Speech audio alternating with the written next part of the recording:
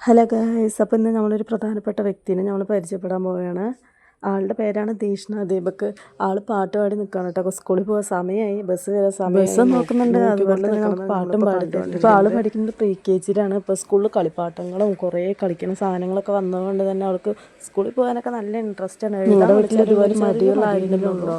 എഴുതാൻ മാത്രമല്ല കേട്ടോ ഗൈസ് മടിയുള്ളത്, കണ്ണെഴുതാൻ മടിയാണ്, മുടി കെട്ടാൻ മടിയാണ്. എല്ലാവരും ഉണ്ണിക്കണ്ണന് ഭയങ്കര ഇഷ്ടമാണ് കേട്ടോ കുഞ്ഞിനെ. കണ്ണൻ്റെ അടുത്തൊക്കെ യാത്ര പറഞ്ഞിട്ടാണ് സ്കൂളിൽ പോകുന്നത്, പ്രാർത്ഥിച്ചിട്ടൊക്കെയാണ് സ്കൂളിൽ പോവാറ്. വൈകുന്നേരം വരുന്ന വീഡിയോ എടുക്കാനായിട്ട് പറ്റിയില്ല ഗൈസ്. കാരണം എന്താണെന്ന് വെച്ച് കഴിഞ്ഞാൽ നല്ല മഴയായിരുന്നു.